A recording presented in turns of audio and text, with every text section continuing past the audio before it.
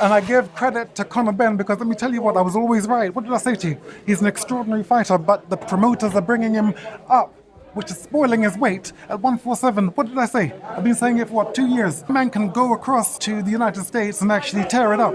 And you saw that. Junior is too big a man. These weights that they are flouting, they're destroying the fighters. Chris done better in the later rounds, which I was very impressed with. Yeah, what else can I say? Just a good fight. Just looking forward to the rematch now. So the rematch is immediately what you would want to see for Conor? Yeah, go for the rematch, yeah. Just, no point in going back down to 147. Stay at 160, get the rematch, win the rematch, and then drop back down to 147. The stark contrast between Eubank Jr. and Nigel Benn is just, I don't know if I call it concerning, but it is kind of weird to me. I mean, look, I get it. These guys fought because of their name. Eubank versus a Benn. I mean, there was no title on the line, nothing like that, right? And you got a 147-pounder moving up to fight a guy that fights at 160, 168. It was dying to make 160, right? Put up a great fight. I think they got it right. It was a great fight. Was it the best fight in the world? No, but it was a good fight. And I think people are trying to underplay the fight. It was exciting, okay? I feel like boxing fans are never satisfied, but that's here nor there. At the end of the day, when they asked Eubank Sr. in regards to the rematch, he's like, look, Conor Benn is a great fighter. And I feel like he loves Conor Benn because he's been giving Conor nothing but respect. Even when Conor Benn got busted for the steroids, it was Eubank Sr. that was like, I don't think he did it. He was defending him. Meanwhile, Eubank Jr. was over there condemning him for it.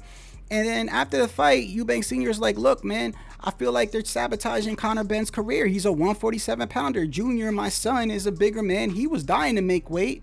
And I think he should stay at 147. I think Conor would do good. Meanwhile, in contrast, they asked Nigel Benn. Nigel Benn is like, yeah, there's no point in my son moving back down to 147.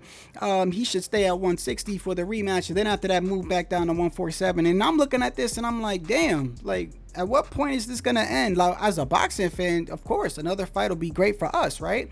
But it's like, you're sacrificing your son's career. And I really do think that because, Roy Jones moved up to heavyweight and he didn't even take any damage in that fight. It was never the same. He moved back down, got knocked out by Antonio Tarver, just never the same. Now, of course, that's one instance, but a lot of times when fighters move up in weight and they have a war, it takes a toll on them. Both fighters took punishment, man. Both fighters, Conor's face was lumped up and people want to say like Eubank Jr.'s punches wasn't that effective. Look, at the end of the day, he's still a bigger man. He still lumped up his face. And Conor Benn did well against a 160-pounder, 168-ish pounder, but I don't consider Eubank Jr. an elite fighter. And I'm a Eubank Jr. fan. Like, I was going for him. But the truth is, I don't think he's an elite fighter in any of those divisions, 160 or 168. At some point, I'm looking at the fathers and I'm like, Eubank Sr. is saying what I feel like Nigel Benn should be saying. And Nigel Benn is the one like, no, I'll keep my son at 160 and then we'll move back down to 147. For what? The name? Like, at what point? Like, let it go, man.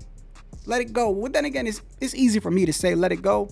But I feel like at some point, you got to let it go, man. Like, he put up a great fight. Let him go to 147 and do what I think he could do, which is, gain more experience. He can get a belt. I think he could beat Mario Barrios. So that's what I would do. But, I mean, I'm not his father. I mean, if you think I'm bugging, let me know in the comments, man.